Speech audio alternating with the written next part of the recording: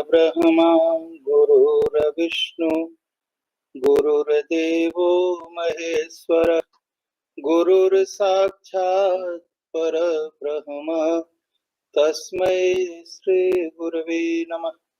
तस्मै श्री गुरवे नमः। गुरुभ्यो नमः। गुरुचरणकमलेभ्यो नमः। रामाय नमः। रामभद्राय नमः। रामचंद्राय नमः। रघुनाथनाथाय नमः। बोले सियावर रामचंद्र भगवान की जय। पवन सुत हनुमान की जय। भागवत कथा आज कितना दिन हो गया? 14वां दिन। बीच बीच में कथा रुक जाती है, बीच बीच में कथा रुक जाती है और फिर आप सबको फोन करना पड़ता है कि आज मत आइए, आज सत्संग नहीं हो पाएगा। और अच्छी बात है कि आप लोग उस बात को समझ जाते हैं तो साथ देते हैं। तो आज का सत्संग, आज के सत्संग में हम लोग 5वें अध्याय पहुंच चुके हैं। श्रीमद् भागवत महापुराण के 5वें अध्याय में अब हम लोग प्रवेश कर रहे हैं। आप देख लेंगे जो है कि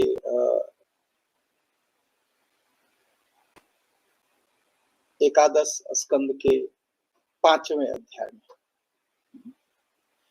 फिर से, अभी तक आपने सुना कि भगवान की कीर्ति क्या है, भगवान का आनंद क्या है, माया किस तरह से हम सबको फंसा लेती है, किस तरह हम माया में फंस जाते हैं।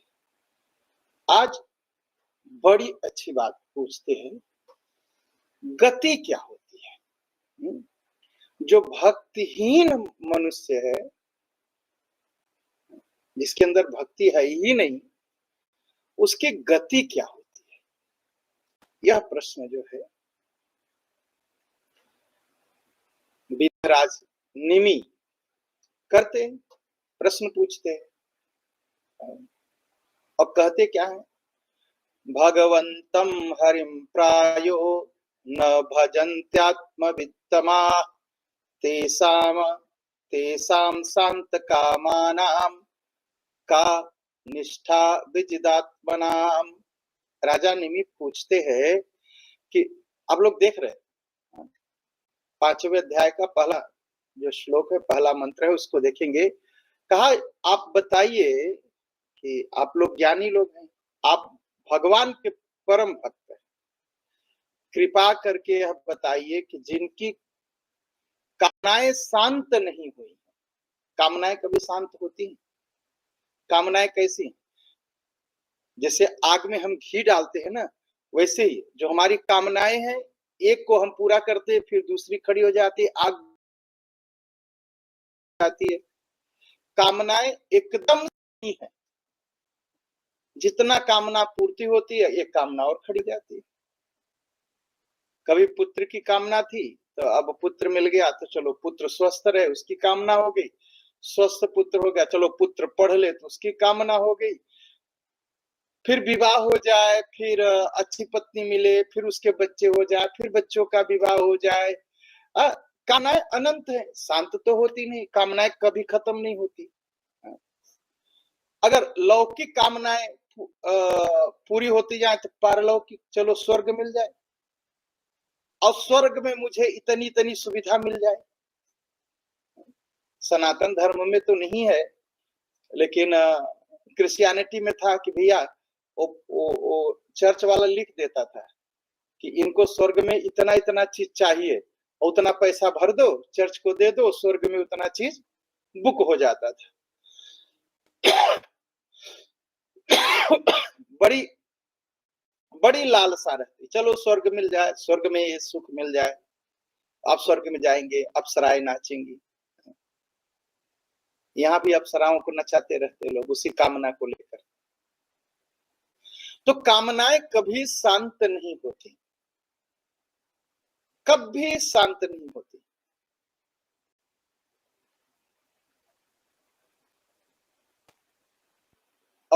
अगर लौकिक कामना, संसारिक कामना पूरी हो गई तो स्वर्ग की कामना बनी रहती। और मन ऐसा है कि बस में तो रहता नहीं। कोई कह सकता है कि मन बस में है? मन कभी भी बिगड़ सकता है। संत क्या कहते हैं?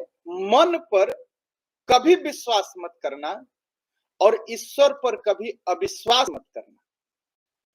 मन पर कभी विश्वास मत करना। कब भोग की इच्छा पैदा हो जाए, कब धन की लालसा पैदा हो जाए, होता है ना।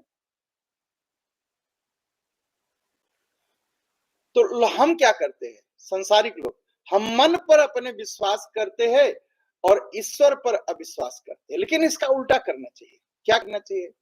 मन पर अविश्वास रखना चाहिए। मन कभी भी गंदा हो सकता है और ईश्वर कभी भी हमारा आपका नुकसान नहीं करेंगे। मन हमको फंसा के कहीं गिरा सका है, ईश्वर हमको कभी नहीं गिराएंगे। ईश्वर हमारा साथ नहीं छोड़ेंगे, ईश्वर हमें गलत रास्ते नहीं ले जाएंगे। लेकिन हमारा मन गड्ढे में गिरा सकता है, क्योंकि हम मन और इंद्रियों के बस में हैं। और इतने बस में हो जाते हैं लोग कि भगवान का भजन नहीं करते, और जो लोग भगवान का भजन करते हैं उनका मजाक भी उड़ाते। कहते देखो देखो इन्होंने बहुत पाप किया, इसलिए इनको ज्यादा मंदिर जाने की जरूरत है। एक योगीराज आए थे, अपने एक योगी कहते थे। कुछ भक्तों ने उनसे कहा कि मुझे मंदिर जाना है। कहा ठीक है। अगले दिन फिर योगीराज ने कहा, तो योग सिखाते थे जैसे आजकल के योग सिखाने वाले हैं ना, ऐसे। फिर उन्होंने कहा दूसरे दिन, कहा मुझे आज भी मंदिर जाना है। तो खींच गए, खींच के कहा कितना पाप किए हो कि मंदिर जाते हो? जो पुण्य किया है वह मंदिर जाता है। पापी पापी तो भजन में, ईश्वर में, भक्ति में, संत में पापी का मन नहीं लगता। जो पुण्यात्मा है ना, वो भजन करते हैं, वो कीर्तन करते हैं, उनको भगवान अच्छे लगते हैं, उनको संत अच्छे लगते हैं। लेकिन ये मन क्या है? निमि महाराज पूछते हैं, प्रायः जो भजन नहीं करते, प्रायः लोग मिलते हैं जो भजन नहीं करते और भजन का मजाक उड़ाते। क्या कहते? राम राम राम राम राम राम कहो मुक्ति मिल जाएगी। तो क्या मजाक उड़ाते हैं? कहते हैं sugar sugar sugar sugar sugar कहो मुंह मीठा हो जाएगा। ऐसे कह के तमाम तरह के पाखंड करके मजाक उड़ाते हैं। ऐसे जो लोग हैं जो भगवान का मजाक बनाते हैं, जो संतों का उपहास करते हैं, मजाक बनाते हैं, जो भजन का उपहास या मजाक करते हैं और स्वयं भजन नहीं करते हैं, तो निमि जी पूछते हैं, ये बताइए उनकी गति क्या होगी? वो किस लोक को प्राप्त होगी? आप लोग मुझे बताइए। तो चमस बोल पड़ते। चमस, अरे चमस का मतलब जानते हैं? ये आठवें आठवें योगी हैं, योगेश्वर हैं। चमस मतलब चम्मच, चम्मच से चम्मच बना। चम्मच क्या करता है? दाल में डालिए तो अपने स्वाद नहीं लेता, लेकिन दूसरे को स्वाद करा देता है। अपने कुछ नहीं लेता लेकिन दूसरों को स्वाद करा देता है। ये उसकी दान की प्रवृत्ति है। स्वयं के लिए कुछ नहीं, जो कुछ है वो सब के लिए, मेरे लिए नहीं, सबके लिए वह बांटता है। चमस, इसीलिए उसको चमस कहा गया उनको, इसलिए उनको चमस कहा गया। चमच से ही चम्मच बना, जो दूसरों को बांटे। तो अब चमस जी आठवें हैं। अब देखिए क्या क्या बांटते हैं। आगे देखते हैं हम लोग। कहा कहा राजन पहले सुनिए, जो ईश्वर है, जो विराट पुरुष है, जो ब्रह्म है, ब्राह्मणो मुखमासीत बाहुराजन्य कृतः। क्या कहते हैं? मुख बाहुरुपादिभ्यो पुरुषस्याश्रमैः सह चत्वारो जग्गिरे वर्णा गुणैरभिप्रादयः पृथक। क्या कहते हैं कि राजा सुनिए, जो विराट पुरुष है, राजा जो विराट पुरुष है, जो ईश्वर है, जो ब्रह्म है, जो परमात्मा है, जिसे हम कहते हैं, उसके मुख से जो सत्व प्रधान है, ध्यान दीजिएगा, जो सात्विक ब्राह्मण है वो पैदा हुए, और जो भुजाएं हैं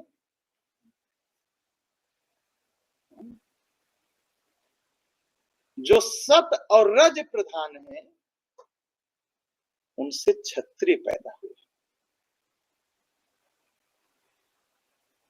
और जंघाओं से वैश्य पैदा हुए, और पैरों से शूद्र की उत्पत्ति हुई।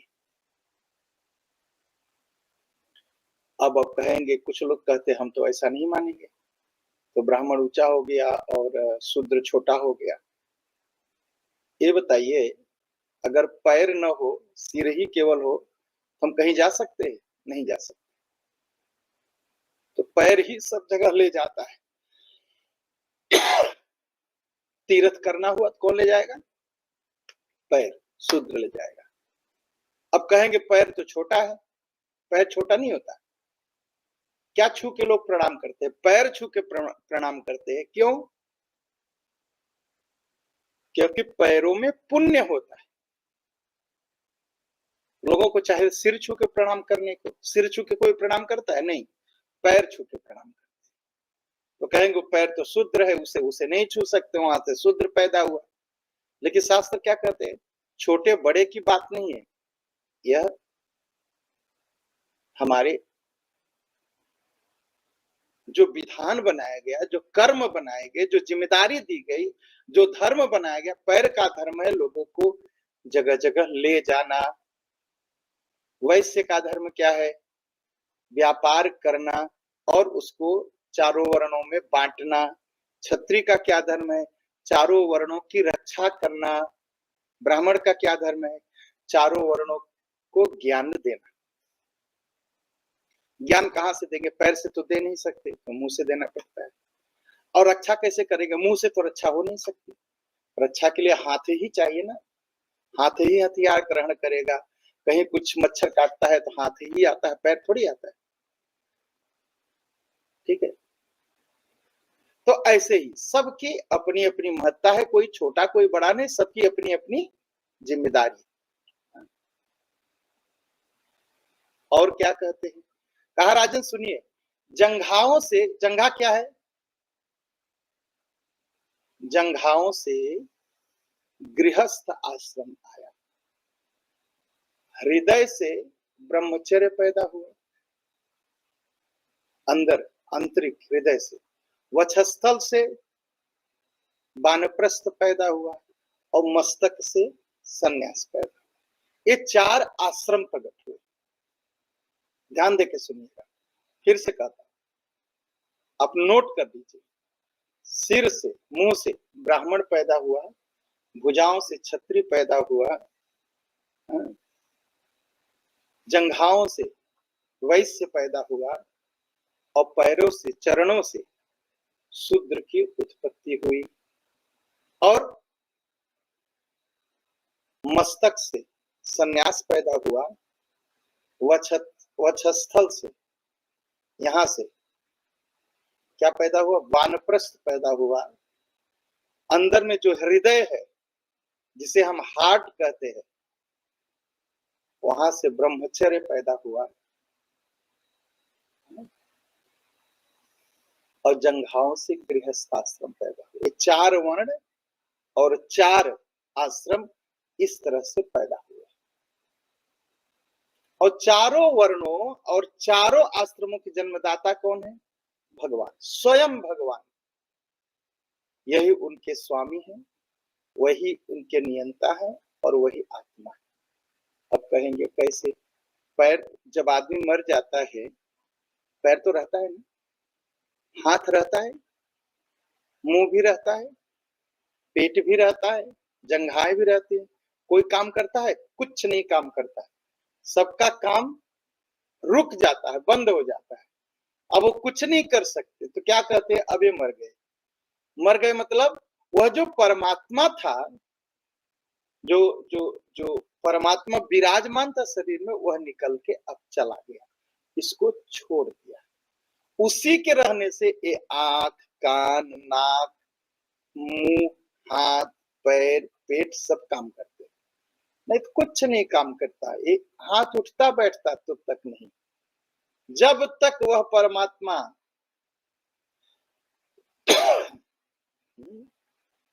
इसमें है तभी तक हो पाता है, नहीं तो नहीं हो पाता।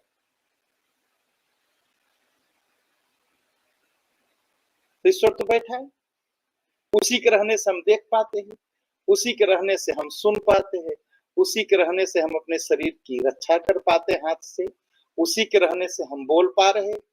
जिस दिन वो निकला, फिर उसने दिया ना आंख, उसी आंख के द्वारा वही देख रहा है, कान के द्वारा वही सुन रहा है, वही है। और जब वही निकल गया, वो अपनी क्रिया बंद कर दिया, तब घर वाले क्या कहते हैं, चलो चलो हटाओ, अब इनको निकालो, अब इनको जो है ब्रांच स्थापल पर रखना है। अब तो डर लगता है इनको देख के, ये सारी बातें कहने लगते।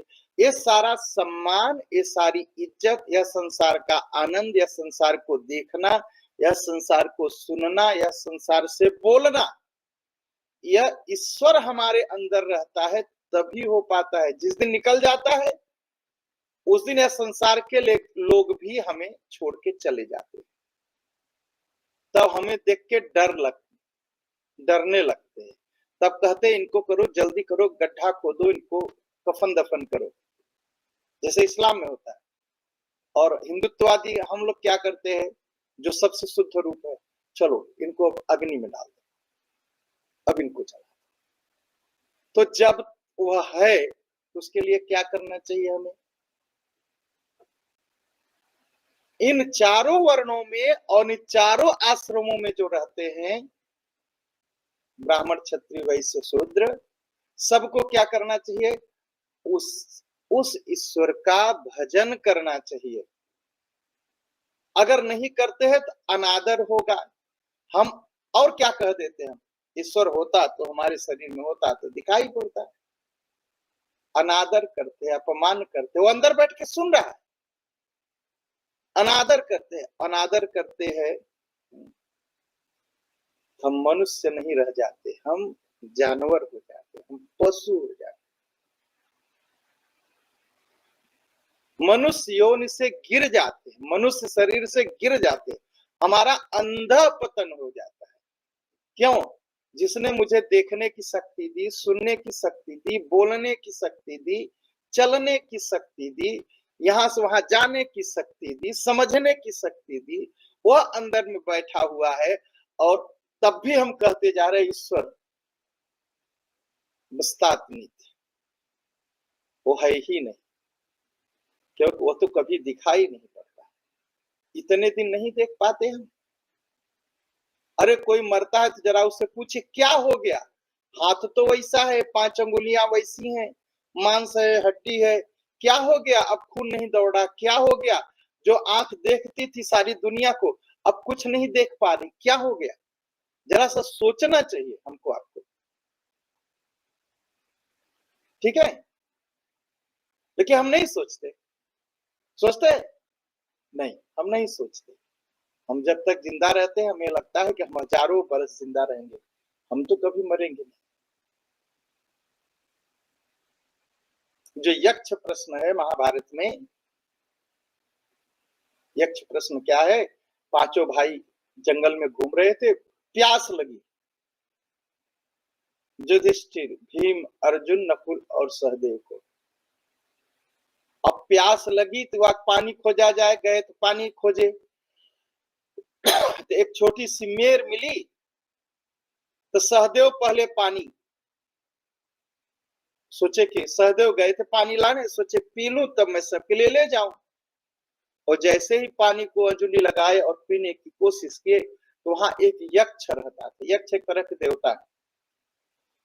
उसने कहा रुको, पानी पियोगे तो मर जाओगे, पहले मेरे प्रश्नों का उत्तर दो। अगर मेरे प्रश्नों का उत्तर नहीं दिए और इस जल को पिया तो मर जाओ। उन्होंने उसकी बात का ध्यान नहीं दिया और जल पी लिया और मर गए। फिर नकुल गए, नकुल से भी यही सवाल हुआ। फिर अर्जुन गए तो उनसे भी यही सवाल हुआ, वो भी मर गए, नहीं सवाल जवाब दे पाए। भीम गए तो उनके भी साथ यही हुआ। अंत में युधिष्ठिर गए। युधिष्ठिर ने जैसे ही जल उठाया, यक्ष बोल पड़ा, अगर आप मेरे प्रश्नों का उत्तर नहीं देंगे तो आपकी भी गति आपके भाइयों की होगी। पहले आप मेरे प्रश्नों का उत्तर दीजिए तब जल पीजिए। महाभारत के प्रसंग में इसे यक्ष प्रश्न कहा जाता है। यक्ष पूछता है, युधिष्ठिर ने कहा ठीक है पूछिए, मैं उत्तर दूंगा। यक्ष पूछता है, उसमें 5 प्रश्न पूछता है, एक प्रश्न बहुत काम का है। कहा सबसे आश्चर्य क्या है इस दुनिया में? यक्ष ने पूछा, युधिष्ठिर बताओ सबसे बड़ा आश्चर्य क्या है दुनिया में? हम बड़े आश्चर्यचकित होते हैं चमत्कार देख करके ना, और चमत्कारों के पीछे हम भागते। और सत्यता यह है कि चमत्कारों से आज तक किसी का भला हुआ नहीं। किसी को न मुक्ति मिली, न किसी को भक्ति मिली, न किसी ने अपना खान पान शुद्ध किया, उसी पाप में लगे, सब उसी पाप में लगे, चरित्रहीनता में। हाँ, चमत्कारों की चर्चा करेंगे, खूब करेंगे, खूब करेंगे। वहां ऐसा चमत्कार होता है, अरे वहां तो मूर्ति जो है लड्डू खाती है, अरे वहां तो जाता हूँ और जैसे ही बैठता हूँ शरीर की सारी पीड़ा खत्म हो जाती है, अरे वहां का प्रसाद खाता हूँ तो लगता है कि मैं अब तो बहुत सुखी हूँ। पता नहीं उस प्रसाद में गांजा भांग क्या रखा गया है। तो बड़ा पाखंड होता है, बड़ा पाखंड, और हम आश्चर्यचकित हो जाते हैं। तो कहा सबसे बड़ा आश्चर्य देखिए क्या है संसार का, चमत्कार।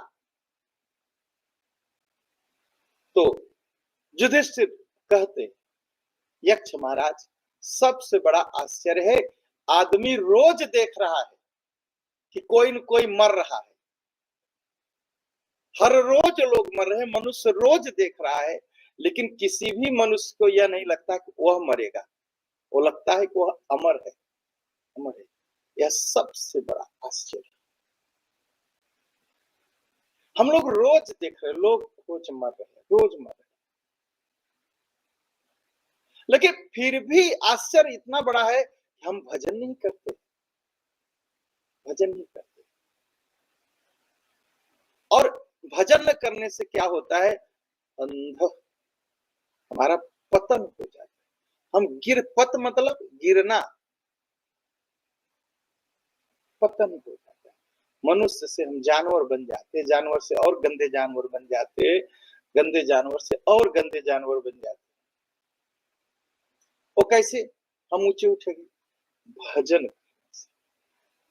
तो सबको, चारों वर्णों को, ब्राह्मण क्षत्रिय वैश्य शूद्र, सबको अधिकार है भगवान का भजन करने का। तो भजन तो हम करते नहीं बल्कि बहस करते हैं भजन के लिए। होता है ना? अब बोलिए, होता है ना? हाँ, खूब खूब कहते क्या पाखंड फैला, कोई कीर्तन करा तो हम कहते क्या पाखंड हो रहा है। सबसे बड़ा पाखंड है, यह जानते हुए भी यह संसार हमारे काम में नहीं आएगा, फिर भी हम उसी का विश्वास करते हैं। यह सबसे बड़ा पाखंड है, सबसे बड़ा पाखंड है। तो धर्म अर्थ, हाँ नहीं, तो ब्राह्मण क्षत्रिय वैश्य शूद्र सबको भगवान का भजन करने का अधिकार है। हम भजन नहीं करते, अधिकार के नाम पर लड़ते हैं, और जो मूल बात है भजन करने से मुक्ति मिलेगी, इस बात पर विश्वास भी नहीं करते।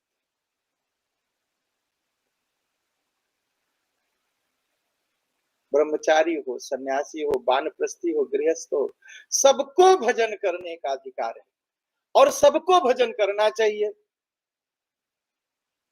किसी भी हालत में हो भजन नहीं छोड़ना चाहिए, भगवान के नाम का जप नहीं छोड़ना चाहिए, निरंतर करना चाहिए, निरंतर। हम जीभ से दुनिया भर की गंदगी चाटते फिरते हैं, निंदा करते हैं ना, दूसरे की गंदी बातें अपने जीभ पर रखते हैं, गंदगी खाना हुआ जीभ से। जीभ से हम गंदगी चाटते हैं दूसरे की, लेकिन इसी जीभ से राम नाम नहीं निकलता। अधपतन हुआ कि नहीं हुआ? हुआ ना। शास्त्र जो है बहुत सही बात, लोगों को बुरा लग जाता है, शास्त्र नहीं पढ़ना चाहते, लेकिन शास्त्र बहुत सच्ची बात कहते हैं। जीभ से अपने मुंह से हम दूसरे की किए गए गंदे कर्मों का बखान करते हैं और उस गंदगी को चाटते हैं, खाते हैं, लीलते हैं और फिर उसको बांटते हैं। और कभी मन में नहीं आता कि हम राम जी का नाम ले, कृष्ण जी का नाम ले, शिव जी का नाम ले, राधा जी का नाम ले। जरूरी यह बात हम भगवान का पवित्र नाम लें, दुनिया का अपवित्र कर्म की चर्चा। तो जो भी भगवान के भजन में विश्वास नहीं करता, भगवान का भजन नहीं करता, उसका पतन हो जाता है, वह गिर जाता है। अब तीसरे श्लोक, चौथे श्लोक को लेते हैं हम। क्या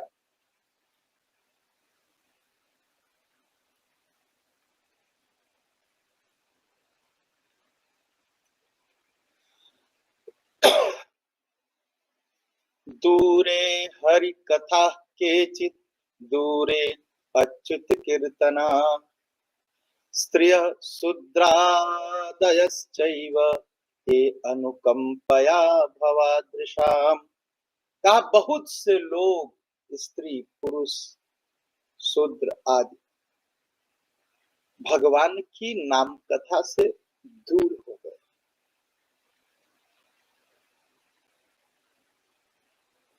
और जो भगवत भक्त हैं, जो भगवत भक्त हैं, उनके ऊपर दया करनी चाहिए, उन्हें कीर्तन की सुविधा देनी चाहिए, उनको कीर्तन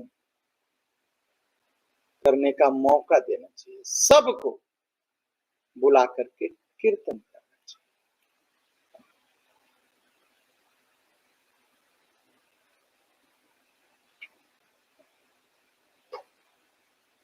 कहा ब्राह्मण क्षत्रिय वैश्य, कुछ लोग वेदाध्ययन से, यज्ञोपवीत से, संस्कार से भगवान के नजदीक तो पहुंच चुके हैं, लेकिन अर्थवाद में फंसे हैं, अर्थवाद में फंसे हैं कि ऐसे ही कुछ कहा जा रहा है, विश्वास नहीं रहता वेद पर और ईश्वर पर। जब वेद और ईश्वर पर विश्वास न हो और कहा जाए बस ऐसे ही कुछ मीनिंग बता रहे, कुछ अर्थ बता रहे, उसे अर्थवाद कहा गया, उसे अर्थवाद कहा। और वेदों का उल्टा सीधा अर्थ करके, मनमाना अर्थ करके खुद तो मोहित होते हैं, दूसरों को भी मोहित भरमा देते हैं। मोहित होना मतलब भरमा देते हैं, बिगाड़ते हैं।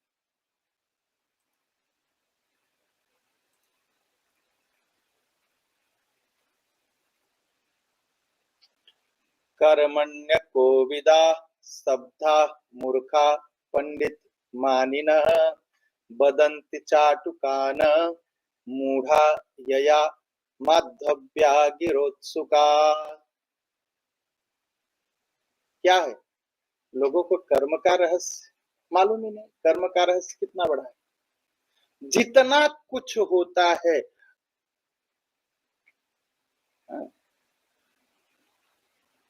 जितना कुछ घटना होती है उसका एक, हर कार्य का एक कारण होता है।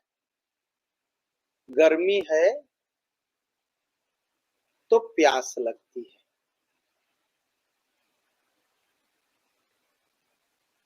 हर कार्य का। दुख है इसका मतलब उसका भी कोई कारण है। तो जो वेतन खाप है वो बताएगा पानी कम हो गया। आयुर्वेद क्या कहता है?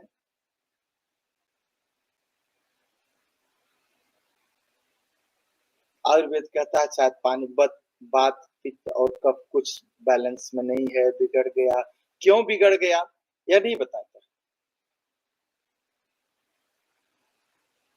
का इसके नाते हो गया। यह जो बीमारी है इसका कारण है कि वात पित्त कफ बैलेंस में नहीं। वात पित्त कफ क्यों नहीं बैलेंस में है इसको नहीं बताता। शास्त्र कहते हैं कर पिछले जन्म के कर्मों के कारण है।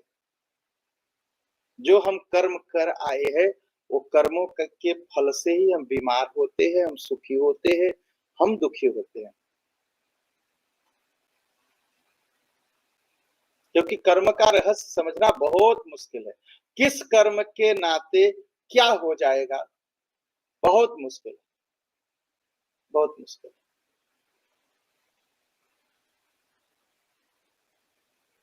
जितना हमारे साथ सुख और दुख है हमारे कर्मों का ही फल होता है। वो कहते नहीं नहीं नहीं नहीं, कर्म का फल कुछ नहीं, बस ऐसे हो गया हो गया। वो नहीं समझते। और कुछ लोग हैं चमस क्या कहते हैं, और कुछ चमस कहते हैं, और कुछ लोग हैं बड़ी कड़ी बात कहते हैं। मूर्ख तो महा मूर्खाधिराज है, हाँ? लेकिन अपने को बड़ा पंडित माने हुए है। नहीं, मैं तो बहुत जानता हूँ, मुझसे बड़ा तो विद्वान ही नहीं कोई है। और नाम के आगे लिखते भी है, क्या लिखते हैं? हॉलैंड के सबसे महान पंडित, हॉलैंड के सबसे बड़े विद्वान। क्या क्या अहंकार पालते हैं लोग, कैसे कैसे अहंकार। इतने महान आश्रम के संस्थापक स्वामी स्वामी 1008, 10,008, 1 करोड़ 8 लक्षाधिपति, अरे क्या क्या मूर्खता है। मूर्ख हैं जो जो नहीं समझते हैं।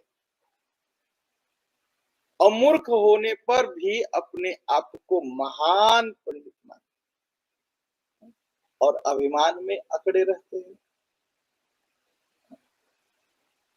स्तब्धा मूर्खा पंडित मानिना वदंती चाटुकान। कोई आके मीठा मीठा बोल दिया, अरे आप तो बड़े महान हैं, आपसे बड़ा विद्वान कोई नहीं, आप तो इस संसार में हॉलैंड सूरीनाम की यूरोप की कोई बात ही नहीं, आपसे बड़ा विद्वान तो पूरे दुनिया में नहीं है। दूसरे की चाटुकरता की बातें सुनकर के बड़े फूले समाते और बड़ी चमकीली और चटकीली बातें करते हैं। बहुत बहुत चमकीली और चटकीली बातें करते हैं, खुद भी, अपने बारे में भी और अपने कार्य के बारे में भी, जो कर्म कर चुके हैं उसके बारे में भी बहुत चटक चटक चटनी मिला मिला के चटकीली बातें, मतलब बदंत चाटुकान मूढ़ा यया माधव माधव्या विरोध सुखा। अरे मीठी मीठी बातें चटकीली बातें करते। रजसा घोर संकल्पा, ऐसे लोगों को के अंदर क्या होता है, रजोगुण की अधिकता होती है और उसके नाते बड़े बड़े संकल्प करते हैं। कैसा संकल्प करते हैं? संसार के सब लोगों को मैं सुधार दूंगा, मैं निकला हूं संसार को सुधारने, ऐसा बोलते हैं ना लोग। मैं लाया, मेरा जन्म ही हुआ है सबको जो है सत्य समझाने का। बड़े बड़े संकल्प करते हैं, मैं ही करूंगा, मेरे अलावा कोई कर नहीं सकता। बड़े बड़े संकल्प करते हैं। लेकिन जरा से सोचिए, गांधी बाबा आए, सत्य अहिंसा सिखाए, लेकिन कोई सीखा नहीं। जो ये कहते हैं कि मैं गांधी को मानता हूं, उनके घर जाइए, अंडा मुर्गी सब खा जाते हैं और कहते भी रहेंगे मैं गांधी को बहुत मानता हूं। क्या मानते हो? कुछ नहीं। मानते हो गांधी को और घर में दारू की बोतल रखी हुई है। तब कहेंगे दारू की बोतल से और गांधी से क्या लेना देना है? लेना देना। गांधी जी ने कहा है शराब जुर्म की मां है। चलो, अब कहो कि मानते हो तो पहले फेंक दो सारी बोतल, फेंक दो। तो रजोगुण की इतनी अधिकता है कि बड़े बड़े संकल्प करते हैं। और कामना, कामना क्या करते हैं, सारे संसार को सुधार दूंगा मैं, इतनी बड़ी बिल्डिंग बनाऊंगा उसमें 20,000 लोग रहेंगे।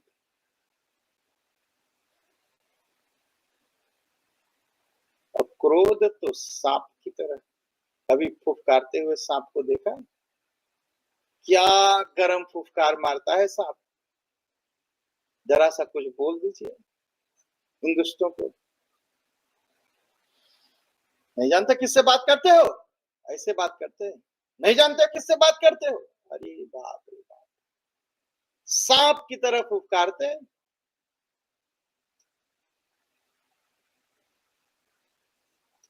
अब क्या होता है, विहसन्त्यच्युत प्रियान, विहसन्त्यच्युत प्रियान, बनावटी बातों से और घमंड से बहुत प्रेम करते हैं। ऐसी ऐसी बनावटी बातें कहेंगे, भारत जाएंगे तो कहेंगे अरे मैं तो हॉलैंड में, सूरीनाम में, अमेरिका में, यूरोप में, साउथ अमेरिका में बहुत बड़ा काम किया, बहुत बड़ा काम किया। एक तो स्वामी जी मिले, कहे कि हॉलैंड में सभी घरों में मेरा फोटो लगा है, सब घरों में लोग मेरी पूजा करते हैं। थोड़ी देर बाद मैंने कहा स्वामी जी मैं वहीं रहता हूँ। चुप, समझ गए, कहे कि जितने मंदिर है सब मंदिरों में मेरी फोटो लगी है।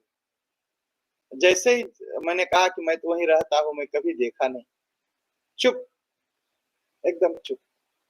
ऐसी बनावटी बातें, तमाम बनावटी बातें, और घमंड से प्रेम। कोई मीठा मीठा उनसे बोले बड़ा अच्छा लगता है, उनकी बड़ाई करे तो बड़ा अच्छा लगता है। और ऐसे पापी लोग क्या बहुत बहुत कठोर बात कहते हैं, मानिना पापा, एक घमंडी पापी लोग। देखिए व्यास गद्य आप कहेंगे कि आप पढ़ा रहे हैं और आप इस तरह बात कर रहे हैं, मैं क्या करूं। चमस महाराज ने कहा है, जो कहा है मुझे आपको बताना है, मानिना पापा, कहा ऐसे घमंडी पापी लोग क्या करते हैं, भक्तों की हंसी उड़ाते। कोई भक्त मिल गया भगवान के पुजारी, कैसे, मैं जानता हूँ वो मंदिर में घंटी बजाते, शंख बजाते, जाए, हंसी उड़ाते, नहीं उड़ानी चाहिए, नहीं उड़ानी।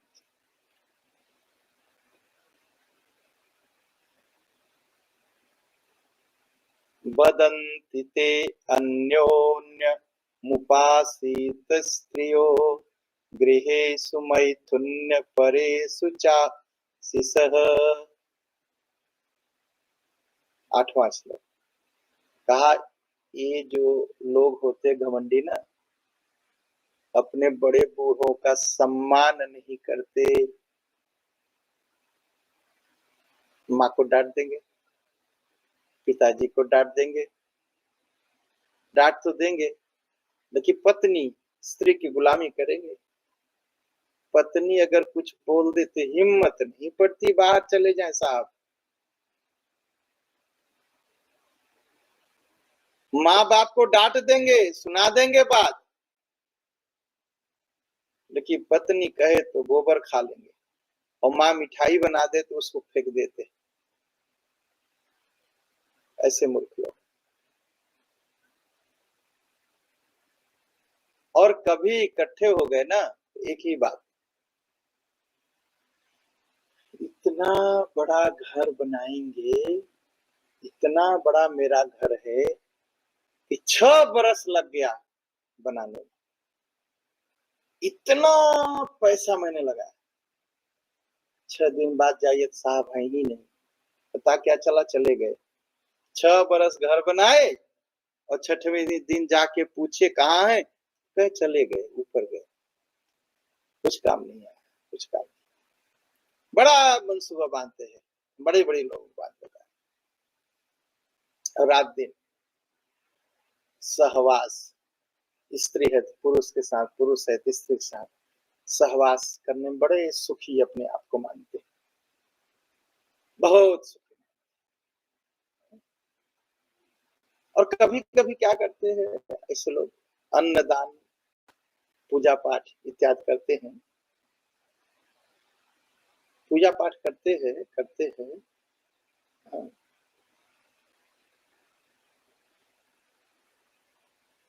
यजंत यजन्त्य सृष्टान विधान दक्षिणम वृत्ति परम घ्नन्ति पशून तद्विदः।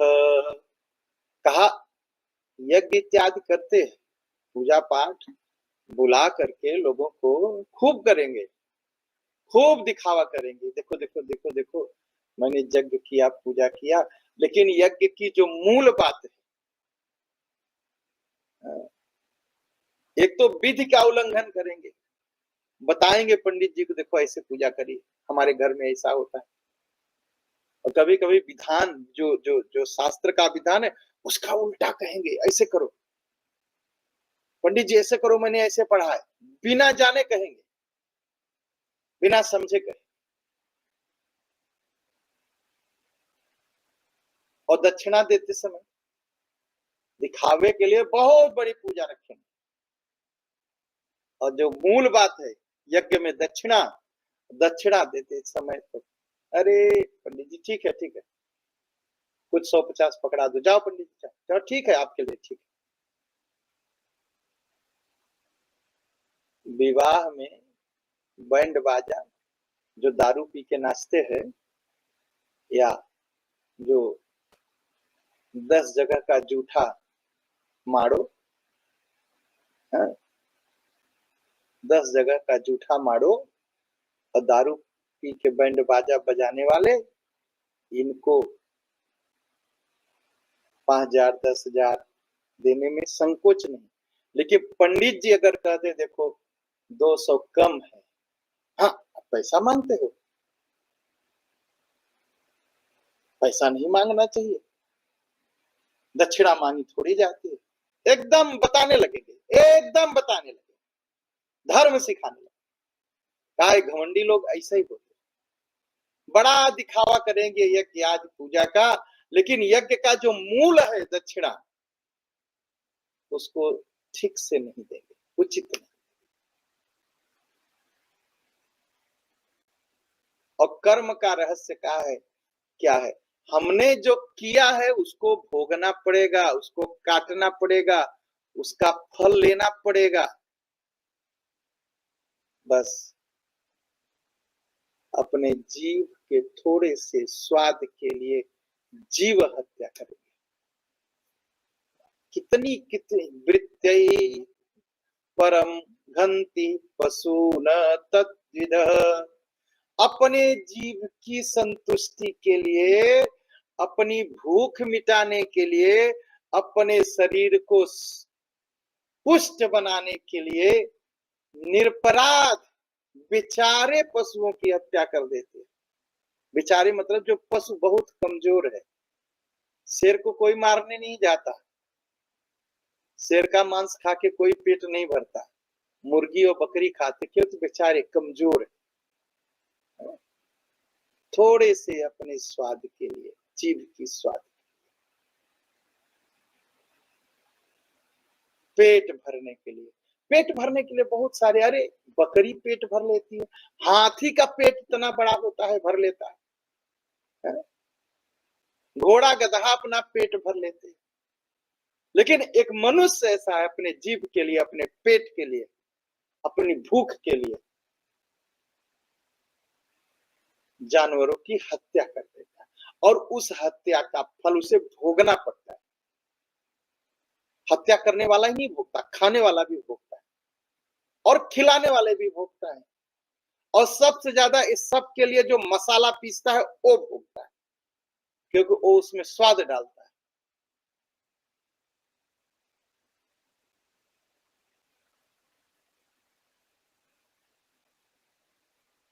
अपनी जीव के लिए, अपने शरीर। और ये सोचिए, घोड़ा सबसे मजबूत होता है ना, हॉर्स पावर कहते हैं। घोड़ा मांस खाता है? नहीं, मांस खाने से कोई मजबूत नहीं। ठीक है, जानवरों में इस समय हाथी सबसे बड़ा है, मांस खाता है? नहीं। शरीर को बड़ा करने के लिए भी मांस खाने की जरूरत नहीं है। भगवान ने जिसको जैसा बनाया हो वैसा है, वैसा ही रहेगा। इसलिए हमारे भोजन से कोशिश करना चाहिए किसी की हत्या न हो, किसी की। का जो अहंकारी लोग, पापी लोग हैं ना, जो पापाचार में फंसे हैं, अपने स्वाद के लिए, अपने पेट के लिए, अपनी भूख मिटाने के लिए, अपने अहंकार की पूर्ति के लिए जीवों की हत्या कर देते हैं।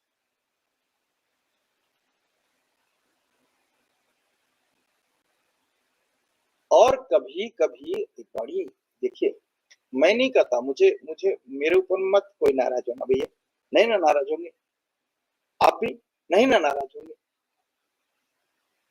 ये चमस जी कह रहे हैं और चमस जी की बात हम आप तक पहुंचा रहे। श्रेया विभूत्यादि भजने न विद्या त्यागेन रूपेण बलेन कर्मणा जातस्म एनान्यदधिय सहेश्वरान् सतो अवमनयन्ति हरिप्रियान् खला। कहा विभूति मिल गई, धन मिल गया, वैभव मिल गया, घमंड में फूले समा नहीं रहे। मेरे पास तो इतना धन है, मेरी 4 पीढ़ी कमाए तो न खत्म हो। अरे भैया, रावण जैसे अत्याचारी और धनी व्यक्ति को भगवान ने कुछ क्षणों में मार दिया, सारा धन संपत्ति हो गया। और एक हनुमान जी बंदर पहुंचे, पूछ में आग लगा के पूरी लंका को क्षण भर में जला दिया। जब रावण का धन खत्म हो गया तो हमारा आपका धन कितना देर रहेगा? नहीं रहने वाला है। बहुत घमंड नहीं करना चाहिए। कुलीनता, मैं बहुत बड़े कुल में पैदा हूं।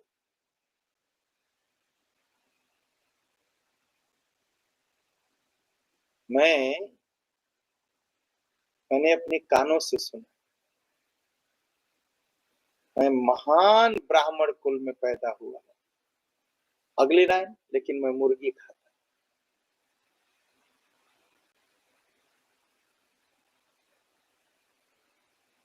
ऐसा मैंने किसी ब्राह्मण के मुंह से सुना। इससे बड़ा पतन नहीं हो सकता।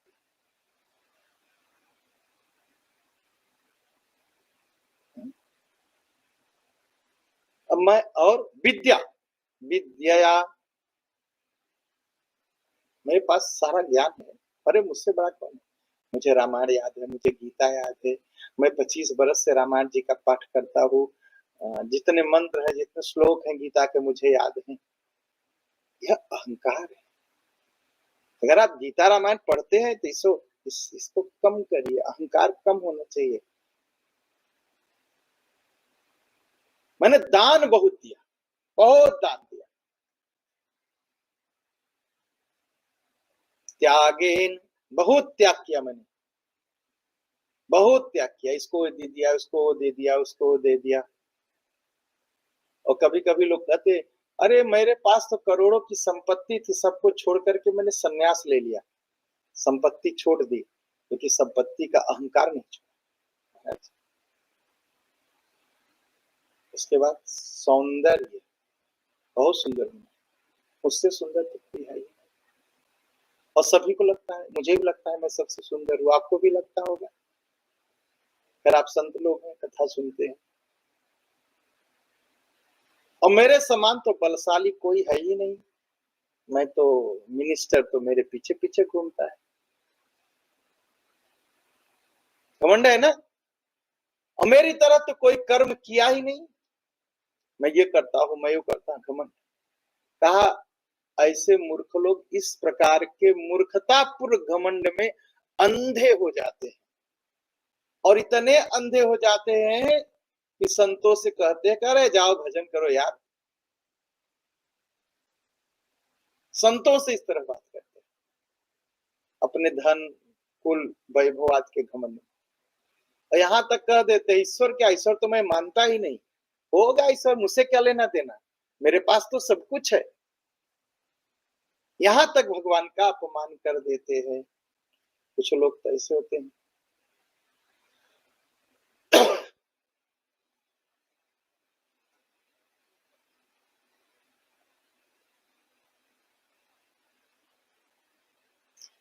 वेद बार बार कहता है, वेद बार बार कहता है, चिल्ला चिल्ला के कहता है, घोषणा करता है कि भगवान जैसे आकाश सर्वत्र है और निरंतर है, वैसे भगवान भी सर्वत्र है।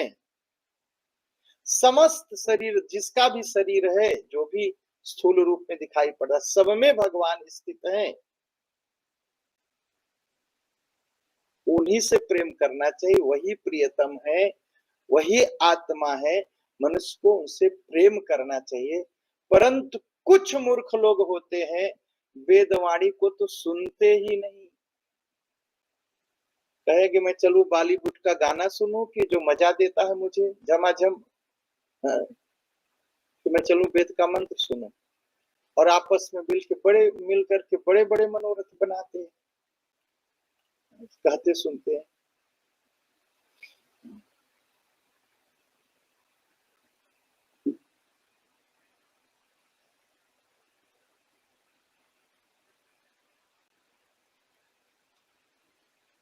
वेद क्या सिखाता है?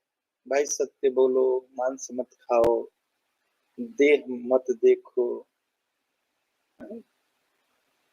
भोग में मत फंसो, चाहे स्त्री हो चाहे पुरुष हो, भोग में मत फंसो, मांस में मत फंसो, मदिरा में मत फंसो। ये जो छोटे, बहुत छोटी सोच के लोग होते हैं, वो इसमें फंस जाते हैं, वो उसमें फंस जाते हैं। और इसमें मनुष्य की स्वाभाविक प्रवृत्ति है कि गिरता, नीचे गिरता है। और वेद इनको रोकते हैं, तो वेद की बात ही नहीं सुनना चाहते।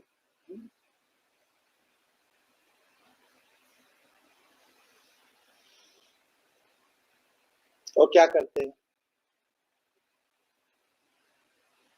वेद जानता है लोग नहीं रोकेंगे, तो वेद ने क्या, वेद ने धर्म बना दिया। मैथुन के लिए, भोग के लिए विवाह की व्यवस्था दी। चलो, बिना भोग के नहीं रह सकते, बिना स्त्री के नहीं रह सकते, बिना पुरुष के नहीं रह सकते, विवाह कर लो, रहो। ठीक है, व्यवस्था बना दी, यज्ञ इत्यादि की व्यवस्था बना दी। कहा थोड़ा सा लोगों की जो मनमानी करने की आदत है, थोड़ा सा उस पर, नहीं विवाह नहीं होगा तो कभी इसके साथ, कभी उसके साथ, कभी उसके साथ, कभी उसके साथ, मर्यादा में नहीं रहेगी, मर्यादा भंग करेंगे। शास्त्र क्या करते हैं? शास्त्र कोशिश करते हैं लोग इन सब बातों में न फंसे, लोग वापस आए, लोग ईश्वर की तरफ चले। इसलिए यह वेद व्यवस्था देता है।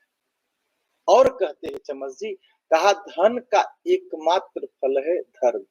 धन अगर है तो धर्म करना चाहिए। अच्छा, ये भी बात है, ये तो आदेश देते हैं, ये लोगों को सिखाते हैं। लेकिन धन हो जाता है तो लोग धर्म नहीं करना चाहते, धन से भोग करना चाहते, वही पतन हो जाता है। धन से धर्म करना चाहिए,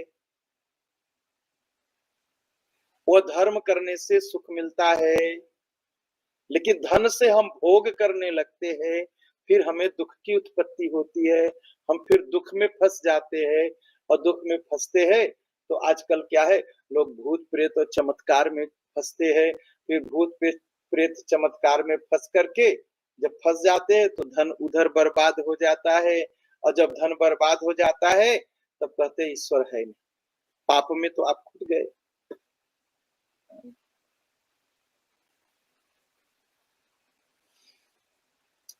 कहा धन से धर्म होगा और धर्म से परम तत्व की प्राप्ति होगी, ज्ञान हो जाएगा। धर्म करना चाहिए। हम धन पाते हैं तो हम क्या करने लगते हैं, चलो फकांसी घुमाएं, चलो थोड़ा एक बोतल ज्यादा पिएंगे, चलो थोड़ा दोस्तों के साथ मौज करेंगे। धन पा के यही लोग करते हैं। फिर यहाँ वहां तमाम तरह के जो पाप होते हैं संसार में, उसमें खर्च करेंगे।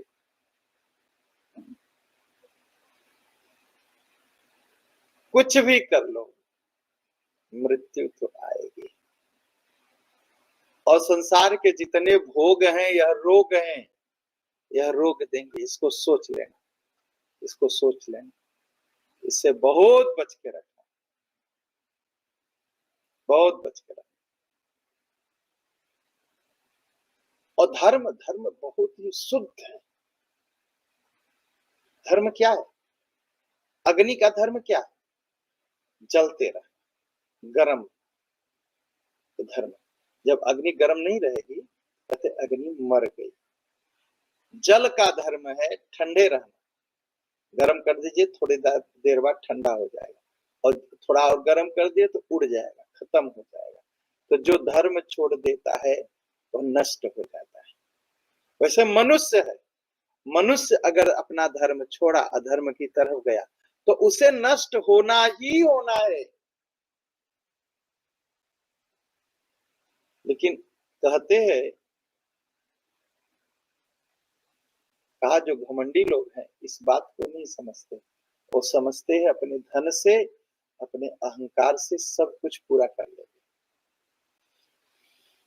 और इस धोखे में पड़े रहते हैं। तमाम तरह के पशुओं को मारते हैं, कहते हैं मैं शिकार कर रहा हूं, मजा ले रहा हूं। तुम्हारी मजा, नाश हो तुम्हारा। पशुओं को मारने से तुम्हें मजा आ रही? कितने हत्यारे होते।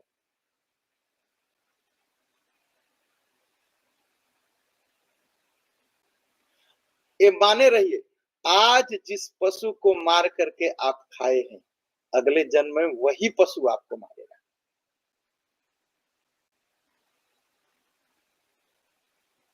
वही मारेगा, ये निश्चित है, बदला लेगा। लोग कहते हैं ना, मैं जिंदा हूं, मैं जिंदा हूं। द्विसंतः पर कायेषु स्वात्मानं हरिमीश्वरम् मृतके सानुबंधे अस्मिन् बद्ध स्नेहा पतन्त्यधः। काय मृतक, यह शरीर जो क्या है, हम लोग अपने को जिंदा मान रहे हैं, लेकिन हम मरी हुई शरीर है, मृतक शरीर। और इस शरीर के जितने संबंध है ना, वो छूट जाते हैं। शरीर से ही संबंध होता है। यह शरीर है तो मैं किसी का पुत्र हूं और किसी का पिता हूं। यह शरीर है, इस शरीर से मेरी कोई पत्नी है और मैं किसी का पति हूं। ऐसा सोचना चाहिए। ऐसा है भी, ऐसा है भी। लेकिन लोग क्या करते हैं, इस शरीर से ही प्रेम गांठ लेते हैं, और इस शरीर में जो रहने वाली आत्मा है, सर्वशक्तिमान भगवान है, उससे हम दुश्मनी कर लेते हैं। पहली बात तो ये शरीर मृतक है, मर चुकी है, मर चुकी है, जिंदा थोड़ी है, मर चुकी है। और इस शरीर से ही हम प्रेम करने लगते हैं, और इतना प्रेम करते हैं, इतना प्रेम करते हैं, हाँ, इतना प्रेम करते हैं कि इस शरीर को सजाने के लिए सब कुछ बर्बाद कर देते, इस शरीर को सुख देने के लिए सब कुछ बर्बाद कर देते। लेकिन इस शरीर में जो भगवान बैठा है, जो ईश्वर है, उससे दुश्मनी कर लेते, कहते वो तो है ही नहीं। कहा जो ऐसे मूर्ख हैं उनका पतन निश्चित है, निश्चित। वो कभी भी भगवान को पा नहीं सकते, पा नहीं सकते।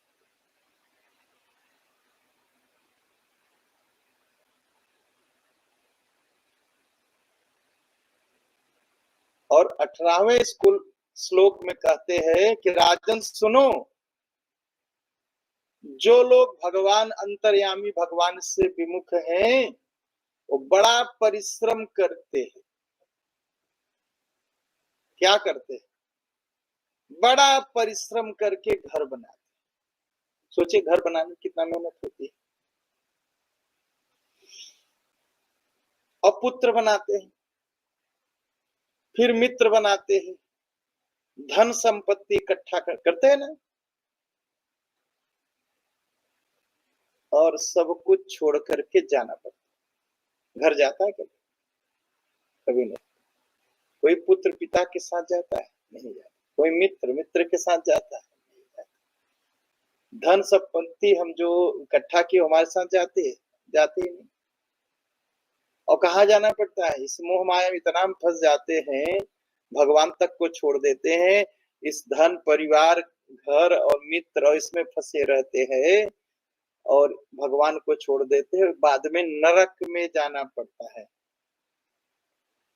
तो कहते हैं देखो, जो भगवान की भक्ति नहीं करते, भजन नहीं करते, वो दुख उठाते हैं इस शरीर में यहीं पर, और उसके बाद भी नरक में जाना पड़ता है। ये निश्चित है। इसलिए भगवान की भक्ति करना बहुत बहुत जरूरी, बहुत जरूरी।